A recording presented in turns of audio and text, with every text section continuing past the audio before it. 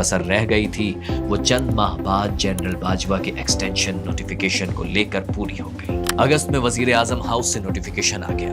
इमरान खान ने जनरल बाजवा को 3 साल की एक्सटेंशन दे दी। लेकिन फिर बाजवा का पहला टर्म खत्म होने से चंद दिन पहले सुप्रीम कोर्ट में एक हैरानकुन डेवलपमेंट हुई जिससे पूरा पिंडी हिल गया। चीफ जस्टिस ने आर्मी चीफ की एक्सटेंशन का नोटिफिकेशन मअतल कर दिया। 3 दिन केस चला और फिर सुप्रीम कोर्ट ने जनरल बाजवा को 6 माह की आर्जी तौसी देते हुए हुकूमत को नई कानून साजी का हुक्म दे दिया। लेकिन शायद जनरल बाजवा को जून के बाद ही शक हो गया था कि इमरान खान को मैनेज करना इतना आसान नहीं होगा, इसलिए वो पहले ही बैकअप प्लान पर काम शुरू कर चुके थे। एस्टेब्लिशमेंट के जेल में बैठे नवाज शरीफ से राब्ते बहाल हो चुके थे। उधर पैगाम रसानी शुरू हुई, इधर नवाज शरीफ की हालत खराब होती गई और फिर बाजवा का पहला टर्म खत्म होने से 10 दिन पहले ही नवाज शरीफ लंदन रवाना हो गए। इस डील का पहला मरहला जनवरी 2020 में मुकम्मल हुआ जब नून लीग की भरपूर हिमायत के साथ कौमी असेंबली से आर्मी चीफ एक्सटेंशन का कानून पास कर लिया गया। कोविड में एक बार फिर फौज और हुकूमत एक पेज पर नजर तो आई, लेकिन इमरान की फ्रस्ट्रेशन बढ़ती जा रही थी। भरपूर कोशिशों और अपना DGISI लगाने के बावजूद भी वो उस करप्ट माफिया को सजाएं दिलवाने में नाकाम थे जिसके खिलाफ बयानियां बनाकर वो इख्तिदार में आए थे।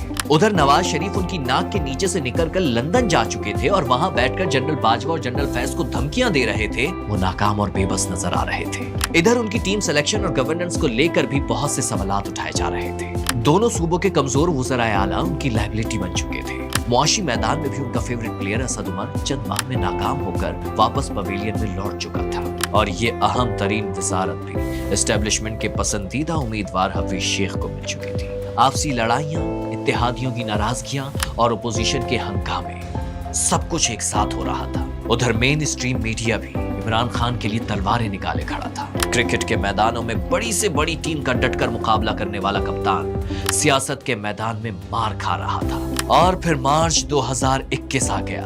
बिल्ली थैले से बाहर आ गई।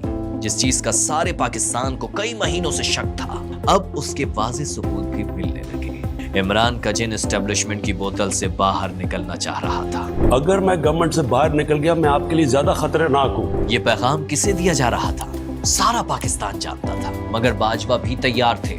उन्होंने एक इंतहाई हाई रिस्क मूव की। DGISI जनरल फैज का ट्रांसफर कर दिया। इमरान खान के पैरों तले जमीन निकल गई। DGISI की डायरेक्ट रिपोर्टिंग वजीर आजम के पास होती है। ये कैसे मुमकिन था कि उन्हें ऑन बोर्ड लिए बगैर जनरल फैज का ट्रांसफर हो गया? वजीर आजम हाउस ने नोटिफिकेशन निकालने से इनकार कर दिया। अब इमरान और एस्टेब्लिशमेंट का सेम पेज मुकम्मल तौर पर फट चुका था और दूसरी तरफ एक नया पेज बनाया जा रहा था। तारीख रकम हो गई।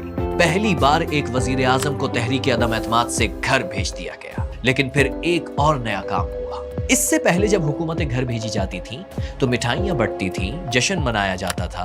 लेकिन जब इमरान खान को निकाला गया तो उनके साथ पूरा पाकिस्तान भी निकल आया और फिर उनकी सियासत के मुश्किल तरीन दौर का आगाज हो गया। कातिलाना हमला, करीबी साथियों की बेवफाई, अनगिनत मुकद्दमात, गिरफ्तारी और फिर सजाएं। आज पूरा सिस्टम इमरान खान के खिलाफ है। लेकिन इमरान खान जिंदगी भर अपने लिए नामुमकिन टारगेट सेट करते आए हैं। 80 की दहाई में वेस्ट इंडीज को वेस्ट इंडीज में हराने, 40 साल की उम्र में वर्ल्ड कप जीतने, 1 करोड़ जेब में रखकर 70 करोड़ का शौकत खानम बनाने से लेकर 1 सीट की पार्टी से वजीर आजम बनने तक, इमरान खान का जीत से पुराना याराना है। बल्कि अगर प्राइवेट लाइफ को हटाकर देखा जाए तो इमरान खान का शुमार दुनिया के कामयाब तरीन इंसानों में किया जा सकता है। लेकिन आज वो अपनी 72 साल जिंदगी की सबसे मुश्किल और शायद आखिरी जंग लड़ रहे हैं। 92 में टीम को कॉर्नर टाइगर्स बनाने वाला आज खुद अडियाला जेल के एक सेल में बंद है।